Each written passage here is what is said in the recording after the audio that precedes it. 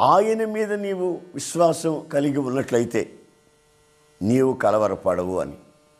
ఒకసారి ఏం జరిగిందంటే, ఒక గురువు శిష్యుడు ఉండేవాళ్ళు. వాళ్ళ కొండ దగ్గర ఆ ప్రార్థనలు చేసుకుంటూ ఉన్నారు. అయితే ఆ దేశాన్ని పరిపాలిస్తున్న రాజుకి ఇతని మీద పగ కలిగింది, ఈ భక్తుని మీద పగ కలిగింది. అందుకని ఈ భక్తుడు మనకంటే గొప్ప పేరు సంపాదించుకుంటున్నాడు, ప్రజలంతా అతని వైపే మొగ్గు చూపిస్తున్నారు, ఇతను చంపేయాలని ప్రయత్నం చేశాడు. అందుకని ఒక రాత్రి అతని సైన్యాన్ని ఇతన్ని పట్టుకోరమ్మని పంపించాడు. ఒక దేశము సైన్యం ఒక్క వ్యక్తిని పట్టుకునే దానికి ఆ రాత్రి వచ్చి ఆ కొండని ముట్టడి వేశారు.